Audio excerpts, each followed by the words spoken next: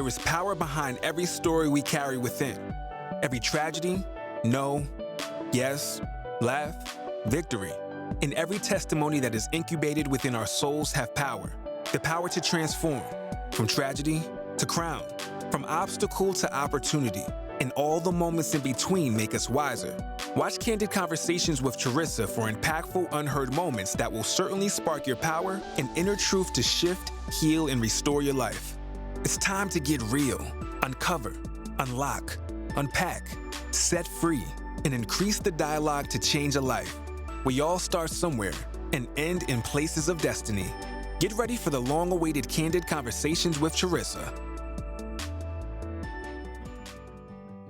We are back. Candid Conversations with Charisa, Season 5, the anniversary celebratory season, and I am excited. Your host, Charisa Monroe-Wilborn, and I am so happy to bring to you a season where we have conversations on leadership and change, leadership and me, leadership having no age limit. It is all about leadership. Why? Because it's all about you. I'm all about making sure that you are taking care of you in order for you to take care of others. Why? Because our purpose is so much bigger than us. In this season, we're going to have so many special guests, and I'm so excited to bring to you not only knowledge from myself and my experience, but knowledge from other great leaders so that we can help you change your life. Stay tuned for powerful episodes coming up right now. You heard it. We are back. Candid Conversations with yours truly, Charisa, Season 5. And this is not just Season 5. This is the anniversary season of the entire show. And I'm so happy. This episode, actually the entire season, we are going to be talking about leadership. And I'm so excited to start this episode with an audience question. Keep watching.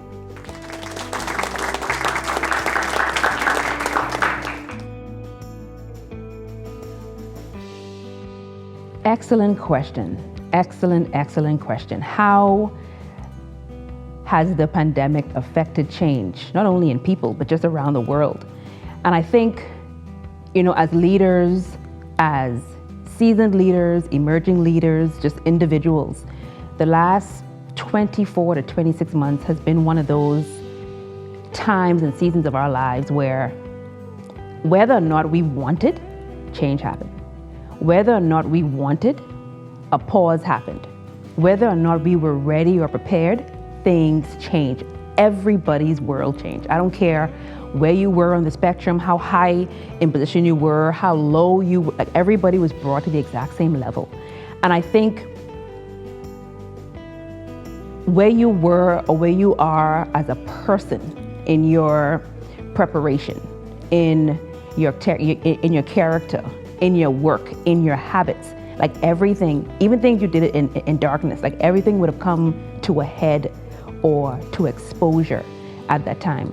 And I think especially for leaders, the reason why I'm focusing so much on seasoned and emerging leaders this season is because I myself have recognized how much change has affected everybody. Like change has affected everyone, and nobody can say whether I had a slight change or a big change. No one can say I didn't have any change at all, or change didn't occur, whether I was ready for it or not. And even I think about myself, even beyond the pandemic. Let's forget the pandemic for a second. 7 years ago, something happened in my entire life that changed my entire life forever. And then the pandemic happened, and compared to what I went through 7 years ago, I'm like, this is a piece of cake. But there were so many other people around me who, for them, that was a great change that changed their entire life. I think as leaders, we have to always be ready for change. I remember my dad would always, he wrote a whole book on change, the benefits of change, seasons of change, because he recognized that when you are transforming from a leader to a follower, the amount of changes that you're going to go through for the rest of your life, you have to be ready. You have to be prepared, but you also have to look at change as not always being a bad thing. It may be disruptive, which doesn't have to be a bad thing. It may be unexpected, doesn't have to be a bad thing. I think when I look at But I've talked to a lot of people. I've talked to a lot of individuals, leaders especially, CEOs, business owners, entrepreneurs, people who once had a 9-to-5 and the pandemic caused them to stop their 9-to-5, or either they were fired, they couldn't work anymore, they weren't working enough hours, so they had to become creative, and they started their own businesses. And everyone, when you ask everyone, how did it affect you? Like, what was the one thing that you had to do? The one thing I keep hearing is I had to pivot. Like I had to either change course or change direction. And for myself, that was one of the things that I had to do. And there were 3 things that I'm sure every person, whether you think you're an individual, whether you think you're a leader or not, whether you are seasoned, whether you are emerging, whether you are trying to figure out how to become that leader that you were born to be, 3 changes occurred in everybody's life. Everyone had to pause, and at some given point, everyone had to pivot and or push. We all came to a slowdown. If life was going like this for you, when that pandemic happened, when we went through that, then everyone started doing this. For some, it was this. There was a stop. But for most, there was a pause. And then at that moment of pause, you had enough time to rethink, to refocus, to re-strategize, to do nothing for a second, and then decide at this moment, do I pivot or do I push? Because sometimes pivoting is fine, pivoting is the best answer, and then there were times when we had to push through. Sometimes you can't get rid of that wall by just going around it. Sometimes you just can't get rid of that obstacle by just going around it. No, sometimes you have to deal with it head on. And I'm sure there's so many of you who you recognize actually to go around this thing is gonna take so much time. To go around this thing or over, I don't have the wherewithal, the resources. So I'm gonna just have to push through. And for many people, like pushing through was one of them. And when I think about push, because push is the one thing that people actually run away from, because it requires the most energy, it requires the most effort. To go around requires more time, but it's also easier. And so when I think about pushing, like pushing requires quick preparation. It also requires being unwavering and unshakable. And you're pushing because at the end of that, you realize on the other side of this push, there is still purpose. Because as much as our plans changed through the last 26 months, like purpose still remained. As much as things changed because it wasn't expected, purpose still remained. And so there was this unwavering and unshakable purpose that was still there that was gonna make me push through everything, every obstacle, every change, every sickness, every death, anything that was not there before, any unexpected, unforeseen obstacle. I'm still sticking to the purpose that I have, and I have to push through this. Unshakability, unwavering. The next thing you realize when pushing is the answer is, what are your beliefs? What are your self-beliefs? Before, what are they now? And what are you gonna have to change them to? Are those beliefs limiting you from going to the next level, from making the right decision after you paused? Or if you are aware of the beliefs you have and they're limiting you, they're not helping you, they're not benefiting you, then how do you make them empowering? How do you change your language from I can't to I was born to do this? How do you change your language, your limiting language from I don't want to do this to I deserve more, I can have more, I will get more? And those are the beliefs that sometimes that are stopping us from being a good leader to a great leader. There's so many good leaders. So many of you are good leaders. I'm looking at good leaders right now. And then there are a few of you that are great. And sometimes that is what separates two, what we believe and what we value. And then next, when it comes to pushing, is your habits. Like we look at our habits and we don't think that the little habits or the big habits that are not benefiting us, we don't think that they are worth saying, you know what, this one habit, because a habit is a decision you make just over and over and over and over and over again.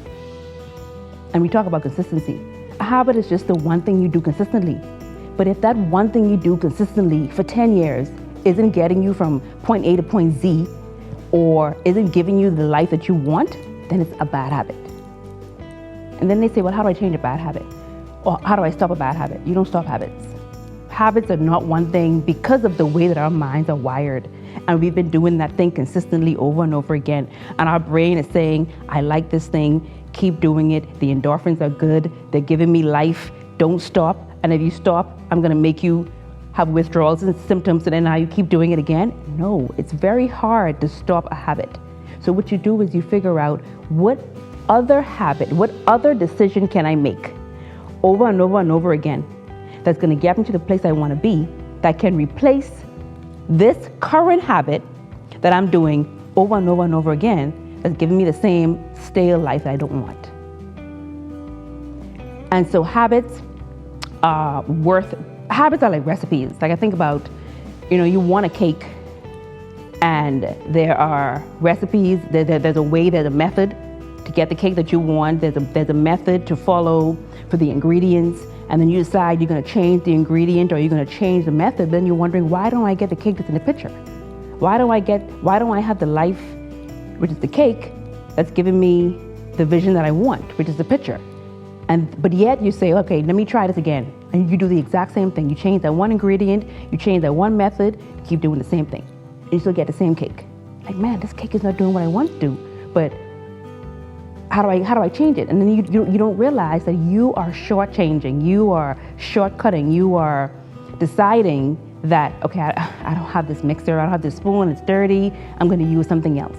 And then you keep doing the same thing over and over again, but unhappy with the cake. Instead of saying, hold on, okay, so is it me? Am I doing something? What am I doing? Then you realize I'm not following the right recipe or the right method to get the cake that I want. And that's what habits are. So pushing when it comes to, am I going to push or am I going to pivot? Prepare. Remain unwavering and unshakable. Manage your self-beliefs and be aware of your habits. I don't want to say change your habits, just be aware of them. Be aware of the ones that are giving you a mediocre life. Do you want mediocre or do you want excellent? Do you want mediocre or do you want extraordinary? And the difference between mediocre and extraordinary is one decision that you decide to do over and over and over again. I've had to change the decisions I make over and over and over again to get the different life that I wanted just a year ago. And I'm not going to sit here and tell you that the change or the whole entire push that you're going to have to do at this point, I'm not going to say that's going to be easy. It's going to be the hardest push you may have to do. It's going to be the hardest change you may have to do. It's going to be the most uncomfortable. It's going to be the most painful. Even the change in changing your habits is the most painful. Doesn't mean that at the end of it, the reward is going to be so much greater. So when people ask me, how does this change affect you? Or, why does it look like it hasn't affected you? First of all, you're asking me about the wrong incident.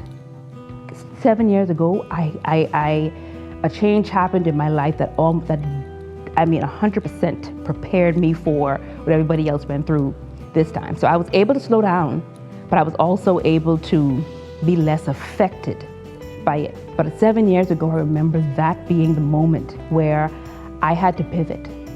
But there was so much pushing that I had to do. And I didn't realize I was prepared, but I was prepared. I didn't realize how unshakable and how unwavering I was in the belief that, you are here for a purpose and that's why you're still living. I didn't realize that there was some limiting beliefs that I had to change to empowering ones.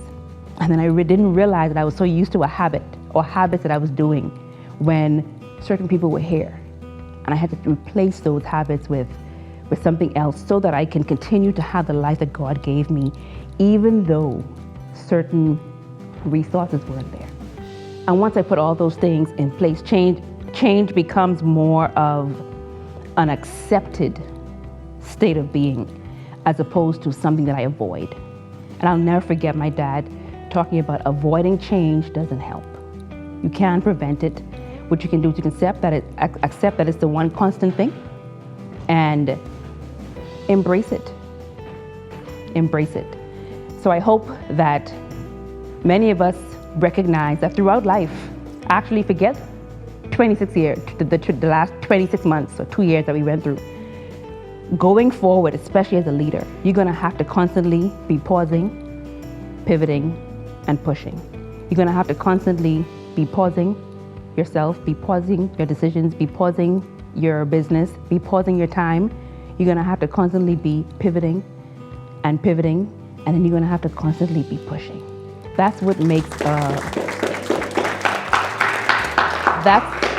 that's what makes a true leader resilient. And resilience is one of the greatest qualities of any great leader.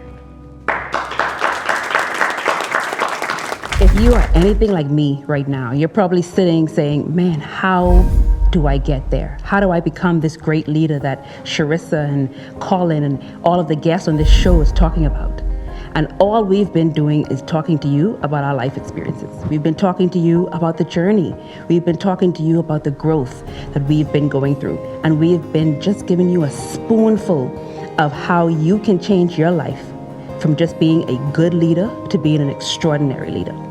If you are ready to be fed with a bigger spoon, if you're ready to go deeper and dive deeper into how can I be an extraordinary leader, then I want to take that journey with you, and I would love for you to take that journey with me. And I am developing a program just for you starting October so that you can actually dive deeper, so that you can get the how-tos, the action steps on how can I be an extraordinary leader while being an imperfect individual.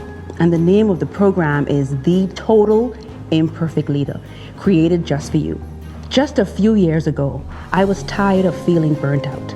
I was tired of not having anyone or being afraid to ask for help. I was so stressed out from poor leadership ruining my life until I realized I was one decision away from just being a regular good leader to being an extraordinary leader. And I started that journey a few years ago, and now I'm standing here with you, becoming and still operating as an extraordinary leader. And I want you to be an extraordinary leader just like me. I'm gonna take you on a short but powerful journey for 7 weeks, 7 modules, just for $177 for a value that's over $2,000. This perfect investment is just for you because I tried to figure out how can I make it so available and accessible to people to say, yes, I would like to be an extraordinary leader and not just settle for a regular good leader. We have so many good leaders around, but the world needs extraordinary leaders who are ready to develop themselves, who are ready to impact, who are ready to influence and have a blast while doing it. I don't want you to just be working. I don't want you to just be putting in the hours and toiling and actually tired at the end of the day that you can't enjoy your life. Because guess what? Your girl, she's enjoying her life. And I want to show you how you get to find the perfect pace to make a change, to be influential and impactful and still enjoy your life. Visit the website at charisamonroe.com/leader. That's www.charisamonroe.com/leader for more information and to sign up before registration closes. Join this journey with me and let's walk down that road of becoming who? Extraordinary leaders. You have just watched another great, powerful, life-changing episode of Candid Conversations with Charisa. And I hope that you are ready to take the necessary actions to make your life so much better and so much different starting today. Don't wait to take the action that's needed to make yourself a much greater leader than you are right now. For those that are following you, for those that you are leading, they are so waiting for you to be an extraordinary individual.